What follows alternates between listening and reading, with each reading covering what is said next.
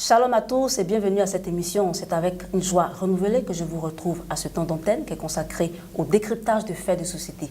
C'est une émission à thème, comme vous le savez. Je vous propose maintenant de découvrir le thème de ce jour.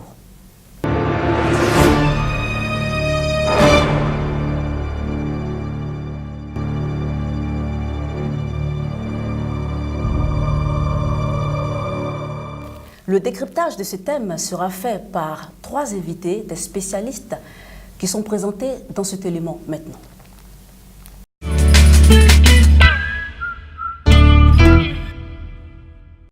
Les serviteurs de Dieu, Yao et Jeanne Nguetia, sont des conseillers conjugaux et familiaux. Depuis 1993, ils ont décidé de servir le Seigneur Jésus à plein temps. Leur ministère est basé sur la sanctification, sans laquelle personne ne verra le Seigneur. Madame Malon Nyamien Christelle est la présidente de Emmanuel Éducation, une organisation non gouvernementale créée le 20 mars 2015. Cette ONG assure les suivis spirituels et psychologiques des couples en effectuant des visites en famille. Le suivi scolaire est aussi assuré avec les élèves. Sur appel du Seigneur Jésus en 2009, Madame Malon Christelle a tout laissé pour se consacrer à plein temps à l'œuvre du Seigneur. Madame Malon Christelle est aussi conseillère conjugale et conférencière.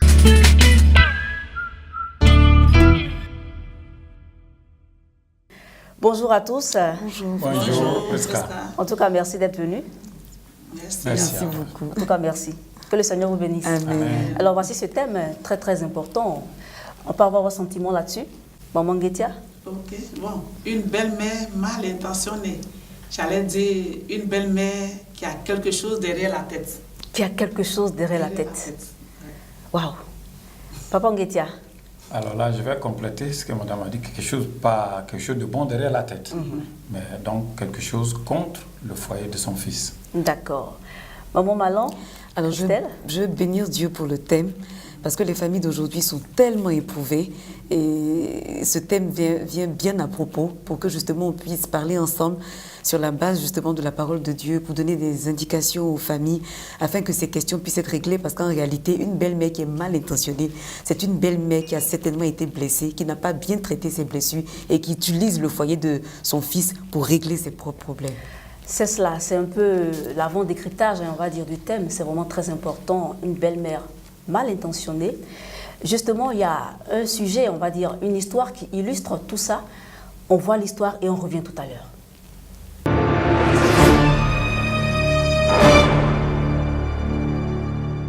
Marcel a vécu dans une famille monoparentale. En effet, il n'avait que 3 ans quand son père est décédé. Par conséquent, c'est sa mère qui l'a élevé. Marcel a aujourd'hui 29 ans. Il s'est marié il y a 6 mois. Sa mère n'a jamais aimé la fille avec laquelle son fils Marcel s'est marié. Avant leur mariage, elle a tout fait pour séparer le futur couple. 6 mois après leur mariage, elle revient à la charge.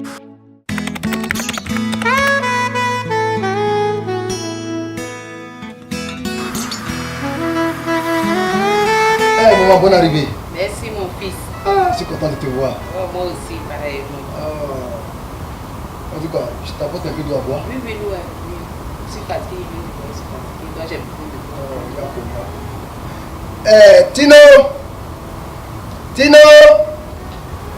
Oui, Marcel. Comment vient d'arriver? Apporte-lui un peu d'eau à boire. Bonne arrivée. Maman.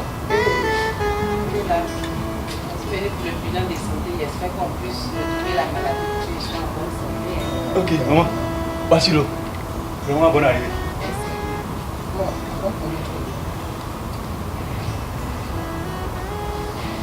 Et j'espère que ce problème va être réglé. Hein. Oh, C'est possible. Mais celui-là, c'est qui ça?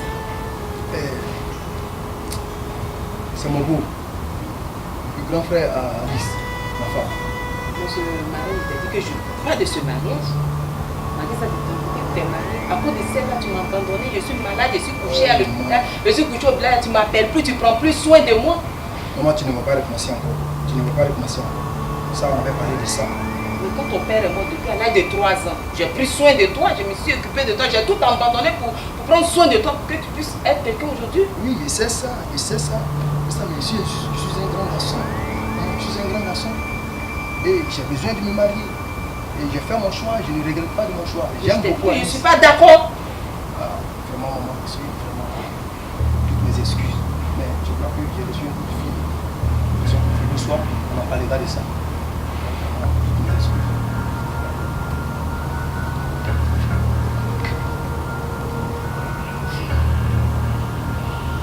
Cela, durant mon séjour, que je les sépare, que je puisse monter au village tranquillement. Parce que j'ai dit, je ne suis pas d'accord pour ce mariage, pour que je les sépare. Je dois les séparer. Tu as vu la femme, c'est chez nous. Quel temps de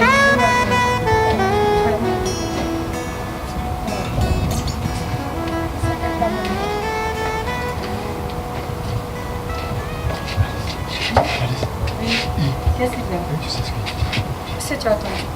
ta belle-mère, elle est en train de bavarder qu'elle n'est pas d'accord de toi. Je suis de toi. Et elle n'aime pas ton affaire même.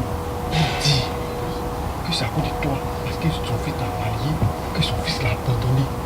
Je suis de toi. Oui, qu'elle est malade, elle est couchée au village là-bas, et son fils l'a abandonné, il ne s'occupe pas d'elle, c'est le fils est sorti ici. Oui, Seigneur. Elle est fâchée. Et ce qu'il a entendu, après, quand son fils est parti, elle dit, le temps qu'elle va passer ici, elle va tout faire pour vous séparer. Si tu as bien entendu, oui. Je suis de toi. Elle dit, elle va vous diviser, vous vous séparer avant qu'elle ne parte au village. Sinon, elle sera pas. Qu'est-ce que je vais faire? C'est pas grave. Je vais voir maman, le témoin de mon mariage. Je vais essayer d'échanger avec elle. Elle va me donner la solution. Maman Christine? Oui, maman Christine, elle va m'aider. Sinon, ça va, je ne sais pas comment je vais faire. En tout cas, il faut que tu agisses. Si c'est maintenant tu vas aller là-bas, il faut aller là-bas. Je vais essayer. Parce que ce qu'elle a dit, c'est vraiment grave. Et ces femmes-là, c'est comme ça, elles vont pratiquer la sorcellerie dans le foyer de l'aide enfant. Mais je suis au nom de Jésus. Je savais ça déjà depuis longtemps, parce que de toute façon, elle n'était pas d'accord le mariage et tout ça. Mais Jésus est Seigneur, ça va. Je vais aller voir maman Christine et puis on va essayer de voir ce qu'on peut faire. On va nous tout. Ok. Il faut faire vite aller là. Oui, je vais aller. Ok.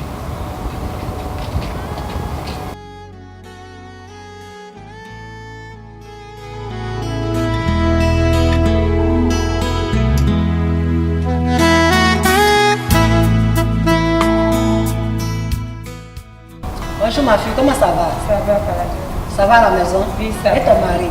Il est là. Ah, Dieu merci. En tout cas, quelles sont les nouvelles ma fille? Les nouvelles sont bonnes. Je vais venir pour te voir à propos de ma belle-mère. Je t'avais déjà parlé d'elle. Elle est venue se faire soigner. Moi, ça ne va pas, elle a parlé avec mon mari. Elle n'est pas toujours d'accord pour le mariage. Et elle essaie de me séparer. J'étais venue te voir pour trouver la solution à cette histoire.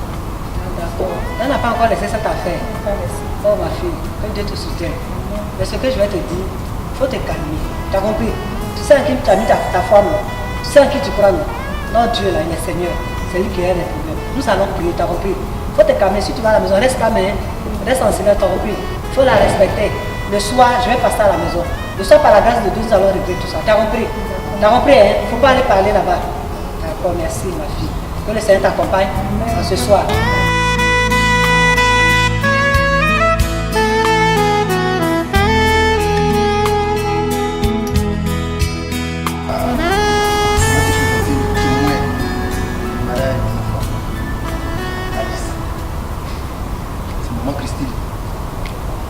Bonjour maman. Bonne arrivée, comment ça va? Ça va. J'ai appris que tu es arrivé, que tu ne crois pas bien. Tu permets que je prie pour toi? Oui, oui. D'accord, donc on va prier. Seigneur, je vais te recommander ta servante. Merci, elle est malade, Seigneur, c'est toi qui interviens, c'est toi qui guéris. Merci Seigneur de la guérir au nom de Jésus. Amen. Amen. Bonne arrivée maman. Merci. Mon Maman, je viens te saluer. Et je suis encore là pour qu'on parle un peu par rapport à ton fils et sa femme. Je sais que c'est vrai, tu n'étais pas d'accord. Et tu es revenu, tu es toujours sur ta décision. Je suis venu te parler en tant que maman, en tant que moi aussi maman. Tu sais, ce sont nos enfants. On doit plutôt les encourager. Tu sais, aujourd'hui, il y a tellement de choses. Il y a tellement de maladies. Il y a tellement de vices. Eux, au moins, ils ont eu la crainte de Dieu. Ils ont régularisé leur situation. Donc, je te demande pardon, maman. Il faut que tu acceptes leur union. Non, maman, je ne suis pas d'accord. Parce que j'ai dit à Marcel que je ne suis pas d'accord pour ce mariage. Donc, je ne suis pas d'accord. Maman, je sais. Je sais que ce n'est pas facile de se séparer de son fils. Tu as compris? Mais je suis venue te demander pardon. Tu sais, aujourd'hui, là, l'évangile est prêché partout. Dieu nous aime, maman. C'est pour ça qu'il nous a donné nos enfants. Aujourd'hui, je suis venue spécialement pour toi, pour te demander pardon. Il faut accepter. Il faut libérer ton cœur. C'est vrai, tu l'as élevé. C'est vrai que ton papa t'a laissé dans ta main quand il était encore petit. C'est vrai que tu as tout fait. Parce que tout ça, tu m'avais dit. Mais je te demande pardon. Je te suis te demande pardon. Il faut les laisser. Parce que tu as pas ta fille. C'est ta fille aussi. Regarde comment elle est malheureuse. Elle sait ce que tu veux. Je sais qu'en tant que maman, c'est pas ce que tu souhaites. On a besoin du bonheur de nos enfants. Et on doit partager ce bonheur. Je suis venue te voir. Je me suis déplacée pour venir te voir, maman. Je te demande pardon. Il ne faut pas me refuser. Il faut essayer de voir. Il faut essayer de mettre un peu d'eau encore. Hein? Il faut apaiser ton cœur. Il faut accepter cette vie. Je te demande pardon. Tu acceptes? Tu es sûr? Oui, je suis. Ah, je vais te dire merci. C'est ta vie à ça. Oui, j'ai accepté mon fils. Si elle dit qu'elle a accepté, c'est qu'elle a accepté. Parce qu'au début, elle ne voulait rien du tout. Et on a parlé au nom de qui? Au nom de notre Seigneur Jésus. C'est lui qui apaise le cœur. Si le Seigneur a apaisé son cœur, je pense que ce qu'elle dit, c'est sincère, ça vient de son cœur. Donc on ne peut que dire merci à Dieu. Notre Dieu, qui nous a donné la victoire. Maman, vraiment, je te dis merci. Et vraiment que Dieu te bénisse. Amen. Que Dieu te bénisse. Amen. Que Dieu te bénisse. Amen. Merci, maman. Ma fille, maman acceptée. T'as compris? C'est ta maman. Prends-la comme ta maman. Respecte-la. T'as compris? La Bible dit honore ton père et ta mère. Tu la considères comme ta maman. T'as compris? Voilà, l'amour que tu as toujours manifesté. Continue de manifester cela. C'est ce qui t'a donné la victoire aujourd'hui. T'as compris? Tu n'as pas été rebelle envers elle. Tu n'as pas insulté, tu l'as toujours respecté. Aujourd'hui, tu as vu ce que le Seigneur a fait pour toi.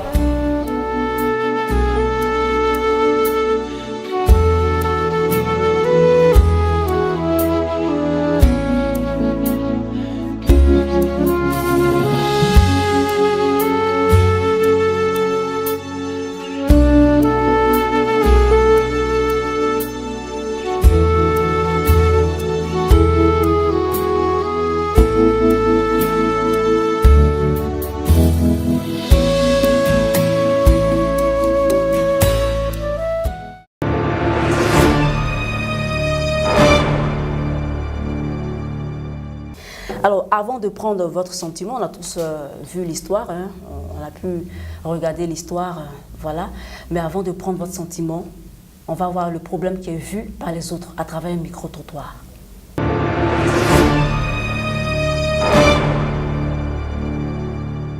Selon mon point de vue, la belle-mère n'a pas le droit de se comporter ainsi, puisque tout compte fait, c'est son fils.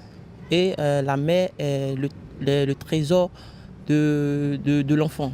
Donc, elle doit s'asseoir, causer avec son enfant, lui demander ce qui ne va pas, ce qu'il va, et ensemble, on trouve une solution. Sinon, ce comportement que sa mère a avec la fille, c'est pas logique. Il y a des belles-mères qui sont très attachées à leurs enfants. Donc, on va appeler ce sentiment-là un peu comme une jalousie. Voilà. Donc c'est difficile pour elle de voir son fils s'attacher à une femme, comme le dit la parole de Dieu. À un certain moment donné, il faut que l'homme quitte sa parenté pour s'attacher à une femme, que les deux forment une seule chair. Donc il y a des belles-mères qui ont une affection, un amour très poussé pour leurs enfants, les garçons surtout. Et cela fait que, on va appeler ça en quelque sorte une jalousie.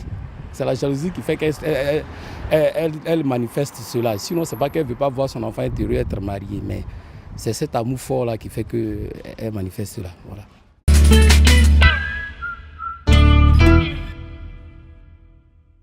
Comme vous le voyez, les avis sont partagés, chers invités. Deux tendances. Ah oui, c'est deux tendances, c'est ce qu'on voit généralement, hein, ceux qui blâment la belle-mère et ceux qui la défendent. Mais je crois qu'en tant que des spécialistes, nous allons aller un peu plus loin que cela.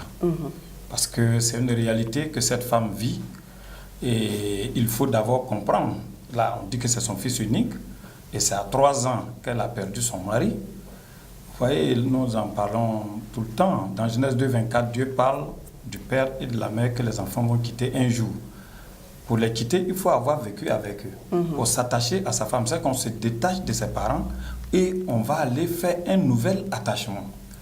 Il avait 3 ans, il a aujourd'hui, je crois, 29 ans. Oui. Vous voyez, et tout ce temps, c'est la mère seule qui s'est occupée de cet enfant. Donc, il y a certaines réalités, comme le disait Maman Malan tout à l'heure, qu'il faut vraiment voir. Nous irons un peu plus en profondeur que ce que nos amis de Micro-Trottoir ont dit. Alors, nous sommes dans un cas de famille monoparentale, puisque c'est la mère qui a élevé seule son fils. C'est ça, hein? C'est ça. Alors maman Nguetia, c'est le sujet du jour, hein? Oui. Une belle-mère mal intentionnée. Ah oui, une belle-mère, on ne cessera jamais assez de le répéter. Une belle-mère mal intentionnée, parce que nous voyons que, bon, on a du coup tendance à juger peut-être cette belle-mère-là, mais quand on voit dans la réalité, une femme qui a gardé son enfant durant 9 mois dans le ventre, et puis bon, qui, par la grâce de Dieu, l'a mise au monde. Et elle est restée à ses petits soins et à ses côtés et tout ça. Mais malheureusement, 3 ans plus tard, le père décède. Et finalement, elle joue le rôle du père et en même temps de la mère. Et ce qui n'est pas chose facile. Et elle se dit que sûrement, quand, de la manière dont je l'ai élevé, il va pouvoir subvenir à mes besoins. Parce que c'est ce qu'elle lui reprochait. Voilà. Elle a dit que je t'ai élevée seule. Et maintenant, depuis que tu t'es mariée, tu t'occupes plus de moi. Et pourtant, elle le dit, mais pourtant, si l'enfant reste célibataire à vie, elle va aussi s'inquiéter. Donc, quelque part, elle n'a pas à 100% tort de, j'allais dire, réquisitionner l'enfant. Bon, le jeune homme. Mais c'est une histoire vraiment tellement délicate qu'on doit réfléchir. Réfléchir, oui. Voilà. C'est vraiment très important. Maman Malan Christelle, tout à l'heure, tu évoquais, je vais dire, peut-être des blessures émotionnelles. Absolument. Moi, je pars du principe, je suis tout à fait d'accord avec Pasteur Nguetia et Maman Nguetia, je pars du principe que pour poser un bon diagnostic, il faut connaître la cause, il faut connaître le fondement du problème. Dans le cas d'espèce, le fondement, c'est qu'il faut connaître les motivations de la belle-mère. Qu'est-ce qui fait qu'elle est mal intentionnée? Pourquoi une mère qui, normalement, a vocation à laisser son fils partir, exactement comme papa l'a dit, se marier, pour être mal intentionnée maintenant que ce fils est en situation de couple? Le problème, en réalité, c'est une affaire de tempérament et de mauvaise gestion des émotions. Si vous ne connaissez pas le tempérament de la personne qui est en face de vous, vous allez le qualifier de mauvais ou de bon selon ce qu'il va faire. En réalité, c'est son tempérament qu'il est en train d'exprimer. Le tempérament agressé, blessé, va produire de mauvais fruits. Et la Bible nous en parle dans Hébreux 12-15. Ces mauvais fruits, ce sont ces fruits qui sont visibles. Donc l'homme va juger les fruits agressives, menteuses, méchantes. En réalité, ça part d'une blessure. Si la blessure n'a pas été traitée, c'est normal que les fruits soient mauvais. Est-ce que le fait que son mari soit parti comme ça, au moment inopiné, est-ce que ça crée une blessure émotionnelle? C'est ça la question, hein? Puisque certainement elle est blessée. Ah oui, ça crée une blessure émotionnelle. Ce que Dieu a prévu, c'est que l'enfant qui vient au monde trouve 2 visages. Le visage d'un père et d'une mère. Que cet enfant entende 2 voix, la voix du père et la voix de la mère, qui vont le conduire à vivre la voix de Dieu. Et il arrive ici qu'à 3 ans, la naissance de l'enfant, le mari est parti. La femme va jouer le rôle de père et de mère. Et si cet enfant a pu se marier, ça veut dire quoi? Ça veut dire que la dame a pu faire de son fils, jusqu'à un certain point, un homme responsable, qui a pu avoir un métier qui lui permet d'avoir des moyens pour se marier. Et comme le disait Maman Malan tout à l'heure, je l'avais dit aussi, le problème d'attachement, il faut qu'on en parle. Souvent on dit, l'homme quittera son père et sa mère, s'attachera à sa femme et il deviendra une seule chair. Et quelqu'un a dit que pour pouvoir me juger, il faut essayer de te mettre dans ma peau. cette belle fille aujourd'hui dont nous sommes en train de parler, oui, bien sûr. sera belle-mère demain. Oui. Et même quand le père et la mère sont vivants, ce n'est pas facile. La plus forte, quand c'est la mère seule qui a éduqué son enfant. Et je crois qu'il faut aller en profondeur pour voir non seulement ce problème de tempérament, mais cette réalité d'attachement depuis le ventre maternel, depuis sa sortie. Et l'enfant est resté sous cette couveuse. Et voilà. Moi, je bénis Dieu ici parce qu'il a pu avoir même des sentiments et désirer se marier. Nous, on en a rencontré, élevés par leur mère, après la mort, ou bien après même le divorce ou le départ du père, qui ont choisi de ne pas se marier. Alors, maman Malon, rien ne dit dans cette histoire que la belle-mère est blessée quelque part. Rien ne dit. Est-ce que ce sont des hypothèses? Alors, vous voyez justement, c'est pour ça que le cas justement est très bien. Parce que comme je vous expliquais, c'est le fruit qui va montrer le type de racine que vous avez en vous.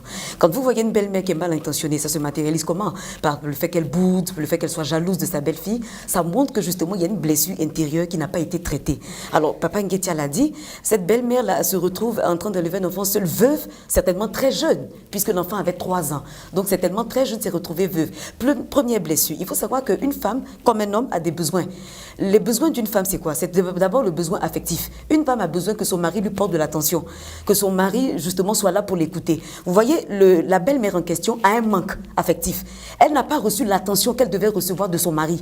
Elle n'a pas reçu les mots tendres, les mots doux, les mots d'admiration dont une femme a besoin pour être équilibrée émotionnellement. Cette belle-mère mal intentionnée, elle n'est pas mauvaise. Elle est mal intentionnée parce qu'émotionnellement, elle est déséquilibrée. Elle a un réservoir affectif qui est vide parce que son mari n'a pas eu le temps de l'aimer, n'a pas eu le temps d'être attentionné, de la respecter, de l'écouter. Oh, une femme pour évacuer son stress a besoin justement qu'on l'écoute. C'est par la parole qu'elle évacue le stress. Donc ce mal affectif-là, c'est ce mal affectif-là qui se traduit par le caractère mal intentionné qu'aujourd'hui, nous, on peut juger. Mais ça vient justement de cette blessure. Et c'est pour ça que, comme Papa Nguetia l'a dit, on va aller un peu en profondeur. Il y a 6 types de belles-mères en général. 6 types de belles-mères.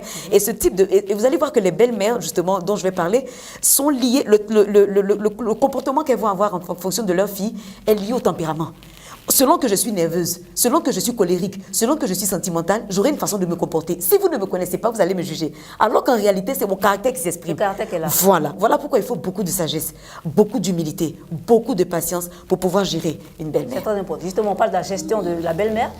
On a vu dans l'histoire que le grand frère de la femme est allé voir donc sa sœur pour lui rapporter ce que la belle-mère, en fait, les dessins cachés de sa belle-mère. Est-ce que c'est une attitude qui est bonne? Est-ce que ça n'a pas envenimé les choses? Je pense que ça a envenimé effectivement parce que d'abord même le rôle, la place même de ce frère, c'est pas là. Puisqu'il est le grand frère, c'est par la force des choses qu'il s'est retrouvé là, n'est-ce pas? Il est venu un peu voir sa petite sœur. Hein. Voilà. C'est vrai que ça n'a pas été mentionné dans l'histoire, mais il est venu voir sa petite sœur. Voilà. Donc comme un visiteur. Voilà. Et donc, il devait avoir la mentalité un peu plus forte, plus élevée, pour pouvoir gérer la situation. Bon, du coup, quand on parle de ta petite sœur comme ça fait vraiment mal en tant que chère en Afrique et surtout. Mais c'est un peu compliqué en tant que grand frère de se mêler directement de la chose.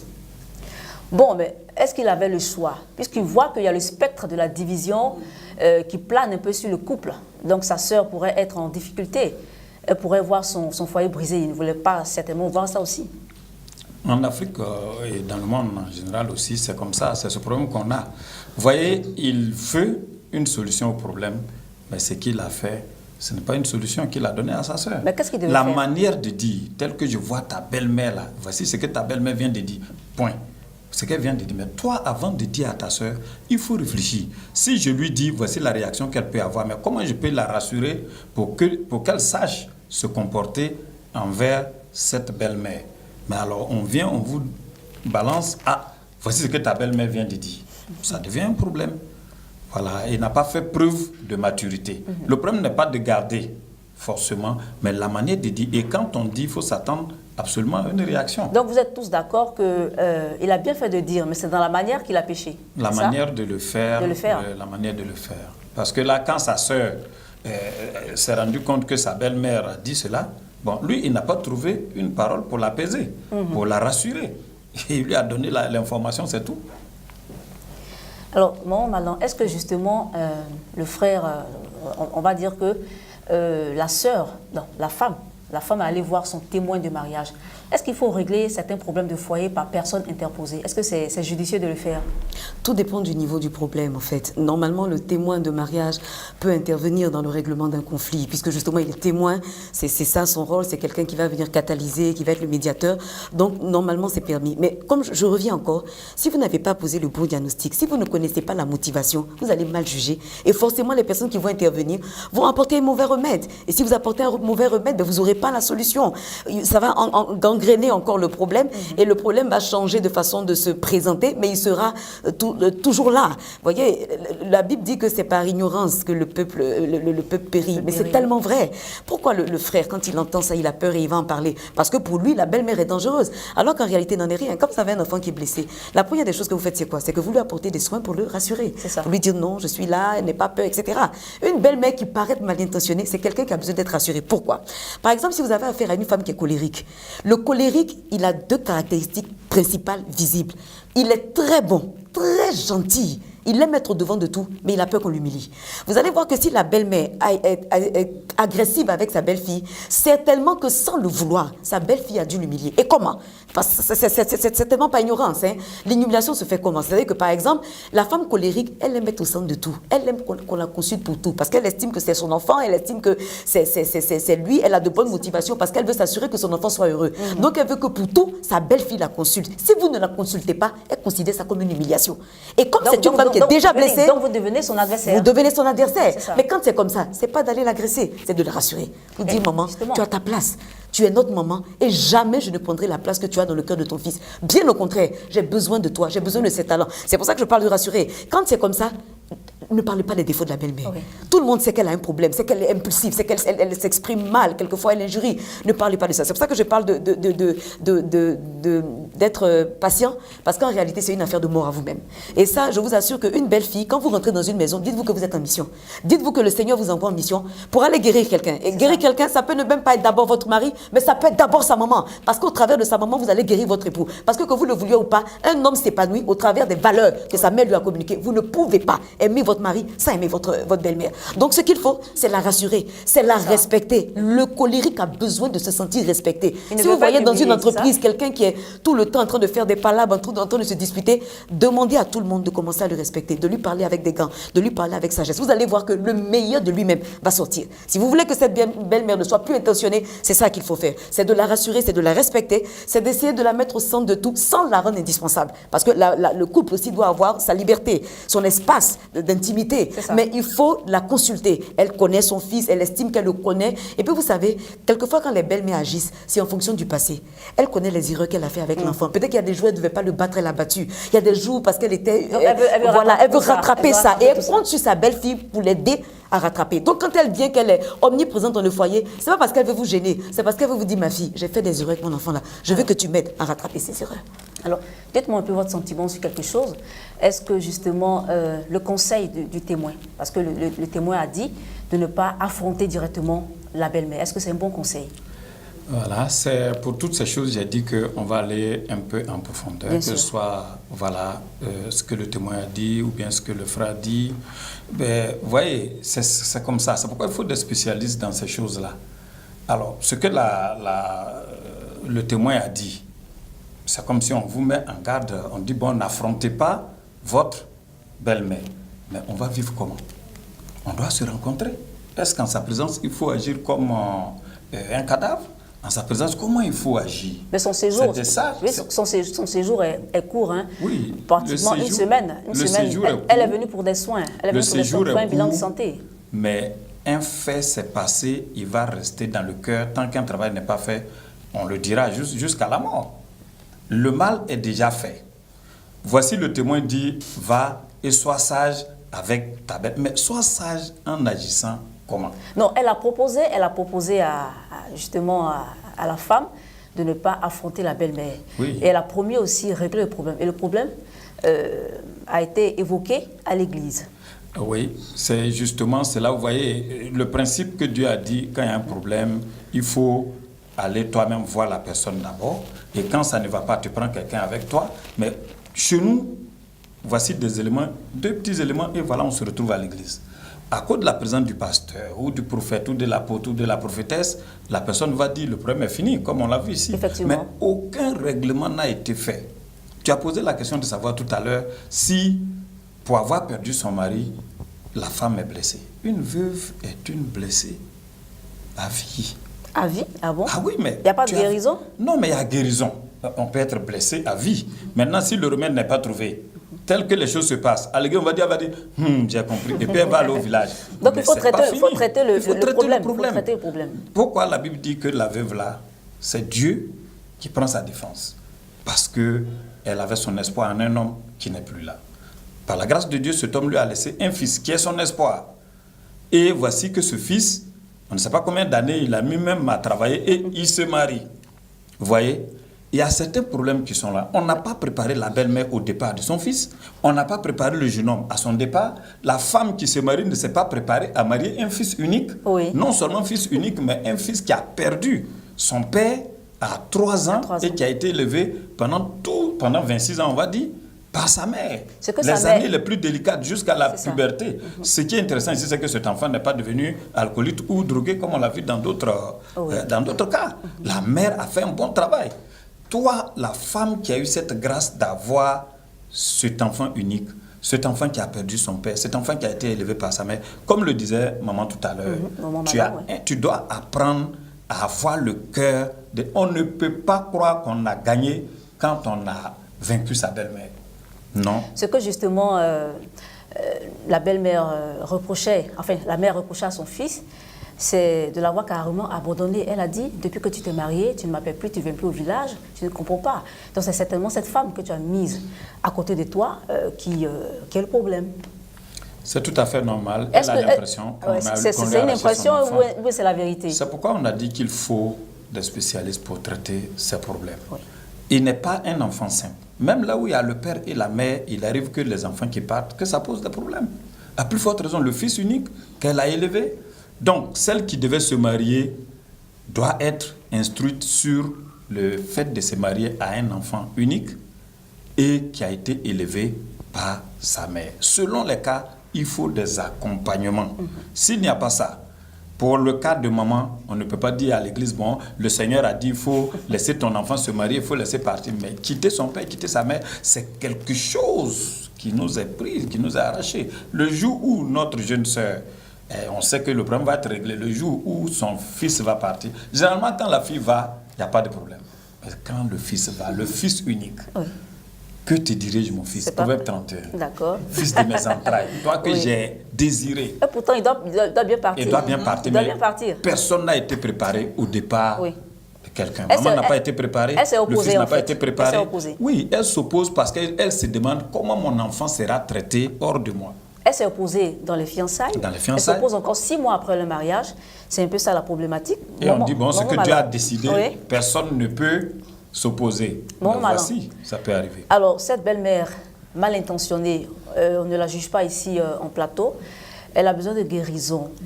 Qu'est-ce qu'elle doit, je veux dire, quelle est la personne qu'elle doit fréquenter pour des soins, on va dire psychologiques, parce que c'est psychologique, c'est émotionnel. Qu'est-ce qu'elle doit faire? Est-ce que le pasteur peut, à lui tout seul, régler la situation, ou elle doit s'attacher les services d'un psychothérapeute ou un psychologue? Qu'est-ce qu'elle doit faire? Alors la personne qu'elle doit fréquenter, c'est Jésus-Christ de Nazareth. C'est lui qui vient justement la guérir au moyen du Saint-Esprit. Lui-même dit, Jésus-Christ, je vous envoie le Saint-Esprit, l'Esprit consolateur, donc c'est lui qui vient consoler. Et Jésus complète pour dire cet esprit-là s'appelle l'esprit de vérité. Alors quelquefois quand on lit la Bible, on n'arrive pas, on ne fait pas attention aux termes que Jésus utilise. Jésus n'a rien utilisé comme ça. Pourquoi il appelle le consolateur l'esprit de vérité? C'est parce qu'il y a une vérité qu'il faut qu'on vous révèle. Vous voyez, je souhaiterais qu'on ne puisse plus, avec la permission de papa et maman Nguetia et de ma fille Friska, qu'on n'appelle plus la belle-mère mal intentionnée. Elle n'est pas mal intentionnée. Le tempérament que je vois ici, voilà. Dans le monde, on va l'appeler la belle-mère jalouse. Mais moi, qui traite des tempéraments, et nous ici, parce qu'on fait le même travail en Christ, on va l'appeler la belle-mère qui a un tempérament nerveux. Je vous explique que le nerveux, en fait, d'office, en fait, qu'est-ce que le nerveux se dit? C'est quelqu'un qui aime être omniprésent, c'est quelqu'un qui est très orgueilleux. Donc, une belle-mère nerveuse, qu'est-ce qu'elle se dit? Elle se dit, mon fils là, c'est moi qui ai tout fait. c'est moi qui ai souffert pour qu'il soit là. Donc quand elle voit sa belle-fille, elle se dit, c'est grâce à moi que tu as eu un mari. C'est grâce à moi que tu as eu un homme comme ça qui ne boit pas, qui ne fume pas, qui peut te donner l'argent, qui peut s'occuper de toi, etc., etc. Donc je reviens encore, elle veut être au centre de tout. Et on a bien dit dans l'explication que depuis, la mère a reproché à son fils de ne plus s'occuper d'elle depuis qu'il s'est marié. Je vous dis que cette femme a besoin qu'on la rassure. C'est pour ça qu'il faut beaucoup de sagesse de la belle-fille. Elle a besoin qu'on la rassure. Voilà pourquoi il ne faut pas regarder ce que les gens appellent défaut. Non, c'est le tempérament qui est en train de s'exprimer. À la limite, elle ne fait même pas exprès. Tous les nerveux sont comme ça. Tous les nerveux sont omniprésents et elles mettent au centre de tout. Et elle ne le fait pas parce qu'elle est mauvaise. Elle le fait parce que, justement, elle a peur que le fils, justement, vous savez, le nerveux agit par sentiment d'insécurité, pardon. Le fait qu'elle voit sa fille, son fils se détourner d'elle, elle a l'impression qu'il est accaparé par sa belle-fille. Ça crée en elle un sentiment de peur. La peur, justement, du lendemain, une insécurité, parce qu'elle n'a que lui. Et Papa Nguetia n'a pas arrêté de le dire. Donc, c'est tout ça qui va la rendre agressive, qui va tellement la peurer qu'elle va se dire, il faut que cette jeune fille-là parte, pour que je sois sûre que mon fils me revienne. Je vous assure que ce n'est pas dans le conscient qu'elle le fait, c'est dans l'inconscient qu'elle fait tout ça. Voilà pourquoi, une des solutions qu'il faudrait préconiser, ce serait que la belle-fille puisse identifier les qualités de sa belle-mère. Même si c'est une seule qualité, peut-être qu'elle prépare bien, peut-être qu'elle est polie, peut-être qu'elle sait une seule qualité, il faut la remarquer. Il faut souligner ses qualités quand vous parlez avec elle pour rehausser son estime. Vous savez pourquoi Jésus n'a pas échoué? Parce que Jésus n'avait aucun problème d'estime de lui-même. Quand vous voyez quelqu'un est agressif, menteur, c'est quelqu'un qui a un problème d'estime de lui-même. On l'a tellement humilié, rabaissé, qu'il pense qu'il n'est plus à la hauteur. Il a toujours besoin de prouver que, soit négativement, soit positivement. Il faut souligner, donc il faut lui faire des compliments, il faut lui faire des cadeaux. Alors quand je dis des cadeaux, c'est pas l'acheter un sac de 60 000 francs, une chaîne de 100 000 francs, c'est lui rendre des services. Si elle sent que vous êtes avec elle, si elle sent que malgré le fait que son fils vous aime, vous lui rendez des services, vous l'appelez de temps en temps, vous prenez de ses nouvelles. Maman, tu as un examen à faire, attends, je vais t'accompagner. Ça a du prix pour le nerveux. Troisièmement, il faut éviter de la critiquer. Le nerveux a peur, mais a une peur viscérale des critiques. Si vous voulez qu'un nerveux devienne agressif, au point où, parce que c'est ça que la belle m'a dit, je vais tout faire pour les séparer. Je vous assure que les plus grands criminels de ce monde, ce sont des nerveux. Ce sont des personnes qui n'hésitent pas à faire du mal. Mais aller voir des marabouts, des charlatans, mais ça c'est très peu de choses pour eux. Ce qu'une femme sentimentale ne ferait jamais. Pour éviter ça, il ne faut pas la critiquer. Il ne faut surtout pas la critiquer. Lui rendre des services, lui montrer qu'elle a sa place dans la vie de son fils et que, vous savez, vous êtes rival avec quelqu'un qui a le même statut que vous. Mais votre belle-mère n'a pas votre statut. Votre belle-mère, c'est la maman. Vous êtes épouse. Vous ne pouvez pas faire de rivalité avec votre belle-mère. Votre belle-mère elle-même ne peut pas être votre rivale parce qu'elle est la mère. C'est de la positionner, de lui dire, maman, toi tu es l'autorité. C'est-à-dire qu'il y a un niveau même de débat auquel on ne va même pas t'associer parce qu'on te respecte trop. Si vous lui donnez sa place d'autorité, de respect, et qu'elle sent qu'elle a retrouvé sa dignité de mère dans la vie de son fils, parce que pour que vous l'appeliez pour lui dire, maman, je vais t'accompagner, ça veut dire que son fils, certainement, vous a peut-être donné de l'argent pour elle, ça veut dire que son fils vous a dit, ma maman doit avoir un examen demain, je veux que tu l'accompagnes. Elle sent qu'elle compte pour son enfant. Si elle sent ça, elle va retrouver sa place de mère et vous allez voir que ses intentions vont disparaître. Ses mauvaises intentions disparaîtront. Ce sont on va dire, les conseils pratiques de Maman Malan Christelle. On va voir ceux du couple Nguetia. Ils sont serviteurs de Dieu et pasteurs, enfin serviteurs de Dieu et conseillers conjugaux aussi. Oui. On a eu un témoignage comme un jeune couple qui a reçu la maman de monsieur. Donc la belle-mère était là et la maman de monsieur, effectivement. Et il se trouve que la maman se plaint parce qu'elle voit que la jeune dame est trop à l'aise. Parce qu'elle, à son tour, elle avait deux rivales. Donc, ils étaient trois dans le foyer. Et rarement, le monsieur, avant de dormir chez toi, dans ta chambre, il ne demande pas ton avis. Quand le sort est tombé sur toi, il faut bénir Dieu. Mais elle, pourquoi elle se plaint? Parce que son mari est sorti. Et donc, il n'a pas le droit de sortir. Et on lui a dit que, maman, en fait, le temps est passé, mais en fait, toi, tu n'étais pas heureuse quand ton mari vous traitait de la sorte. Donc, il ne faut pas souhaiter ça à ta fille. Et avec la grâce de Dieu, elle a compris. Et je vais dire qu'on a besoin d'être rééduqués. À l'église surtout, il faut que nous, les pasteurs, on puisse dans nos messages impliquer ces versets, ces paroles-là pour que chacun, comme maman l'a dit, chaque individu ait sa place dans le foyer. Voilà, maman a sa place, on ne peut pas rayer sa place. Moi, j'ai ma place, monsieur a sa place. Presque chacun de nous a sa place, n'est-ce pas? Donc, vraiment, il faut que chacun sache occuper sa place. Pasteur Nguetia? Oui, vous voyez, Dieu a prévu une compensation pour ces choses. C'est vrai que le péché est venu tout déranger, mais il y a possibilité de remettre les choses en place. C'est justement pour cela que Jésus est venu. Dieu dit que l'homme aime sa femme, que la femme obéisse à son mari, que le couple jouisse de la vie. Mais en même temps aussi, Dieu a prévu une compensation pour le père et la mère. Dieu dit d'honorer son père et sa mère. C'est le premier commandement qui est suivi de bénédiction, de double bénédiction. Avoir longue vie et être heureux. Si nos sœurs nous écoutent et qu'elles veulent être heureuses dans leur foyer, il faut encourager ton mari, toi et ton mari, à honorer votre... en fait, le papa de ton mari, la maman de ton mari, et aussi toi, ton papa et ta maman. Nous, c'est ce que nous avons fait pendant 30 ans et ça nous a réussi parce que c'est le remède que Dieu a donné. Il faut une compensation. Il faut que maman sente que tout n'est pas donné à la femme, qu'elle a sa part. C'est pourquoi chez les Juifs, il y a quelque chose même qui est prévu chaque mois par le fils comme la fille pour son père et pour sa mère, pour que l'équilibre soit. Alors que chez nous, on peut payer une voiture pour donner à sa femme. C'est pas mauvais parce qu'elle va au travail loin. C'est bon, mais maman, elle ne voit pas ça. Maman n'a pas besoin de voiture forcément. Mais et justement, en donnant quelque chose, que l'homme passe toujours par sa femme. Une belle fille est une belle fille. Comme l'a dit maman Manan, ce n'est pas une rivale. Et je vais vous laisser Michée 7, à partir du verset 5. Dans Michée 7, il est question des belles filles qui risquent dans les derniers temps d'être contre leur belle-mère. Et il faut tout faire pour ne pas entrer en conflit avec elle, mais l'honorer. Amener ton mari et ta femme à honorer, le mari et la femme à honorer leurs parents. Voici un peu ce que je voulais laisser pour que nous puissions chacun être à sa place. Et vous qui visitez le foyer, quand il y a un problème, ce n'est pas la peine de dire directement à l'autre, si vous n'êtes pas sûr de pouvoir lui apporter remède. Oui. Son grand frère pouvait partir voir d'autres personnes. Ah, je suis allé chez ma soeur, voici ce que j'ai entendu, pasteur, conseiller conjugal, qu'est-ce que je peux faire? On peut te dire, ah, il faut présenter la chose de telle manière.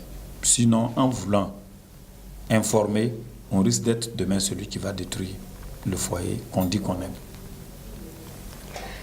Le sujet était très intéressant. Les spécialistes nous ont prodigué des conseils avisés, des conseils à propos. Je pense que chez vous, vous pouvez toujours continuer la causerie.